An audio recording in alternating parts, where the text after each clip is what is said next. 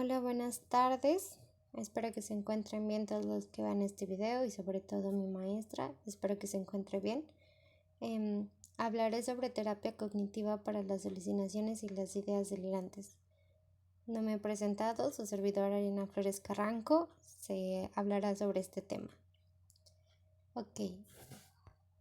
En este capítulo se describen investigaciones y práctica clínica en los establecimientos de un enfoque cognitivo, esto para la comprensión y el control de las ideas delirantes y las alucinaciones auditivas. Cabe mencionar que las alucinaciones auditivas se han asociado tradicionalmente con el diagnóstico de esquizofrenia. De hecho, en el estudio piloto sobre esquizofrenia de la Organización Mundial de la Salud, de 1973, el 73% de las personas que sufría en un episodio agudo de esquizofrenia informó sobre alucinaciones auditivas. Y bueno, este tipo de alucinaciones puede sufrirlas también individuos que han padecido abusos sexuales, que han perdido un ser querido, sujetos diagnosticados con trastorno maníaco-depresivo o una psicosis afectiva.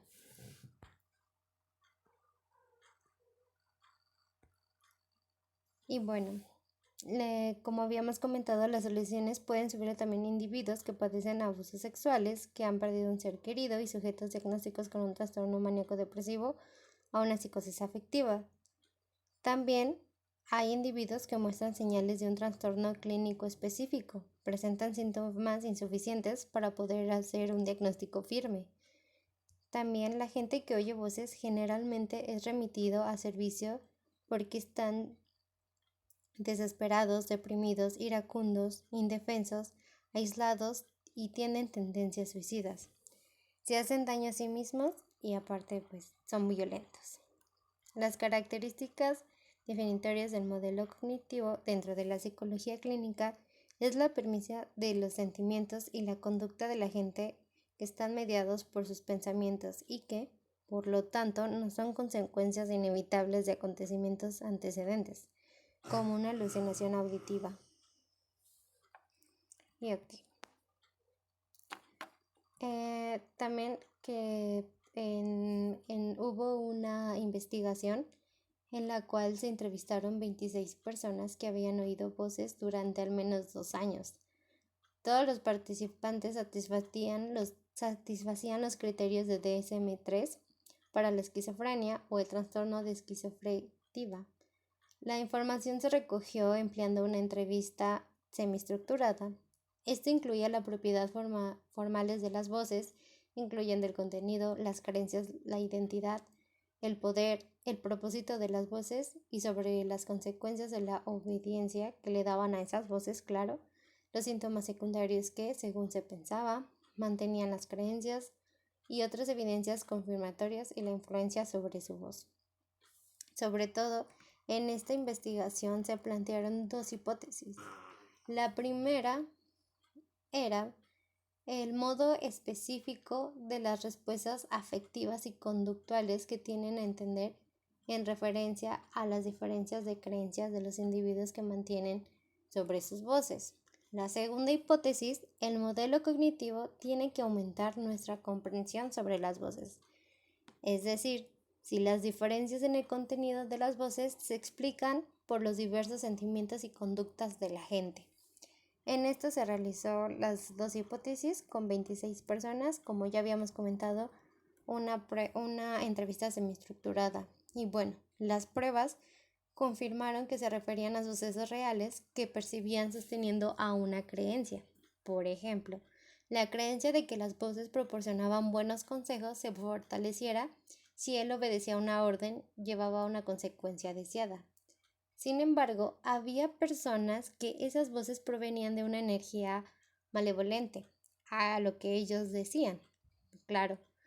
Por ejemplo, un hombre creía que el diablo le estaba castigando por haber cometido un homicidio, y otro hombre pensaba que un antiguo jefe suyo le estaba persiguiendo sin una buena razón. Las respuestas conductuales y emocionales a las voces se organizaban entre 3 categorías. La primera fue el compromiso. Incluía conducta de cooperación. Por ejemplo, escucha, obediencia voluntaria y búsqueda de contacto con las voces, intento de que se presenten. Y afecto positivo, la alegría, la seguridad, la diversión. En el siguiente era la resistencia. Esto incluye la conducta combativa y la resistencia, por ejemplo, discusión, jurar, gritar en contra de la forma que se manifiesta y encubierta, desobediencia u obediencia reacia cuando la presión es externa, extrema, evitación de los estímulos que desencadenan las voces y distracción. Efecto negativo, temor, ansiedad, ira y depresión. La diferencia se definía como la falta de implicación con la voz. En un estudio encontraron que las voces que se consideraban como malevolentes se resistían, mientras que las que se aceptaban eran las voces benevolentes. Ok. Relacionado al anterior, vamos a tocar un tema para ver las técnicas que se utilizaban en esto. Cabe mencionar que la terapia cognitiva que se emplea para la gente que oye voces se emplea notablemente en el trabajo de Beck. Se ha observado que se puede ser difícil que la gente se implique en la terapia cognitiva para las voces debido a las fuertes emociones y creencias sobre las mismas. Esto me llega a recordar un poco sobre la creencia religiosa, a lo que nosotros conocemos como los ángeles, como los demonios, a lo que es la creencia muy fuerte en ciertas personas. Otras personas no lo es tan fuerte como personas tan religiosas. Y bueno, un planteamiento de problema fue con RP. Bueno, él era un técnico de laboratorio desempleado de 43 años con una larga historia psiquiátrica. Describió que las alucinaciones se presentaban en ráfagas de 45 a 60 minutos durante el día. RP oía dos grupos de voces, los que se refería como buenos y malos.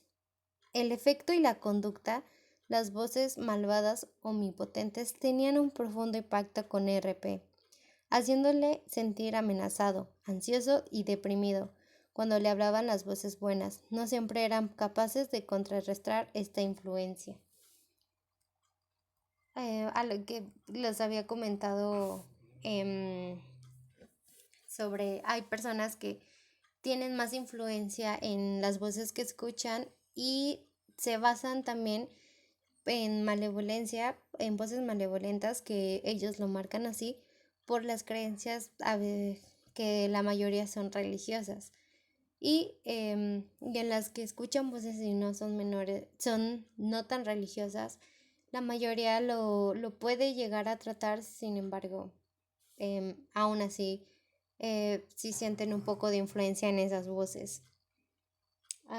Y bueno, como le habíamos dicho, creo que sería bueno mencionar que RP, cuando se encontraba fuera de casa, se comportaba de forma paranoica e hipervigilante y a veces sufría ataques de pánico.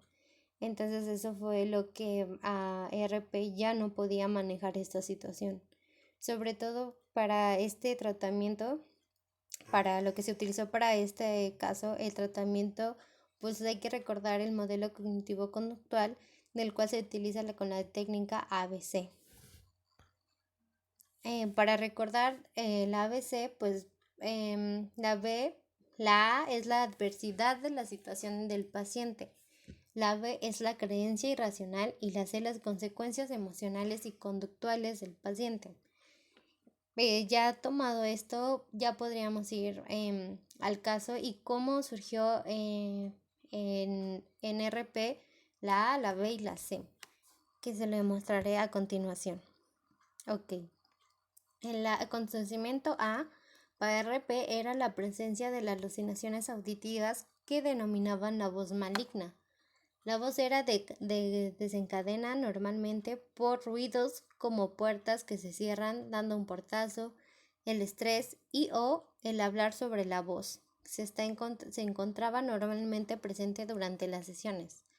La voz malvada hizo surgir finalmente la creencia B, de que RP era un inútil y un fracasado, lo que a su vez le hacía sentir ansioso y deprimido, que estamos hablando de la C. Bueno, lo que se hizo es que en la entrevista que se había hecho sobre la semiestructurada, se hizo varias entrevistas, de las cuales duró 6 sesiones, de las cuales él dio unas herramientas que había utilizado para sentirse mejor, y él utilizaba los Walkman. Él decía que en el pasado controlaba la actividad de la voz malvada por medio del empleo de un aparato de cassette personal, como ya lo había mencionado, Walkman, pero que se había estropeado. Ahora se le proporcionó uno nuevo. En 2 semanas, la creencia de las voces malvadas eran muy poderosas y tenían el control total desde un 100% a solo un 40%. Finalmente, esta creencia fue rechazada totalmente y las voces perdieron sensación de omnipotencia. Y como resultado, fue un aumento en la autoestima y la reducción de la ansiedad y de los síntomas de depresión. Se sentía más capaz y estaba más dispuesto a aventurarse a salir cuando las voces eran más perturbadas.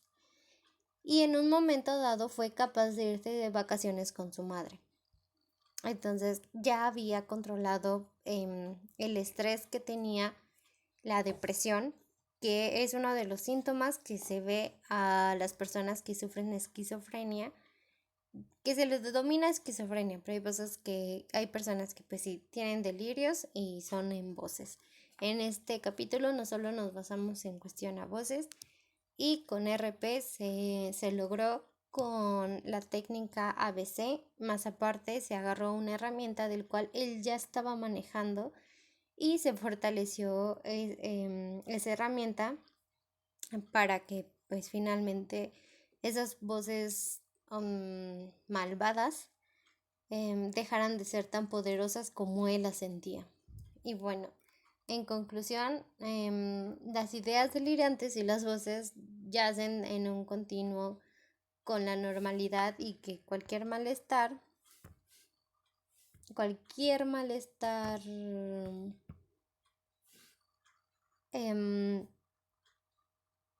y perturbación asociada a ellas es el resultado de una búsqueda activa de significado, además de aumentar nuestra comprensión sobre el mantenimiento de estos fenómenos. Y un enfoque cognitivo permite a los clínicos trabajar en colaboración con sus pacientes para reducir el malestar y la perturbación asociada a esos síntomas psicóticos positivos.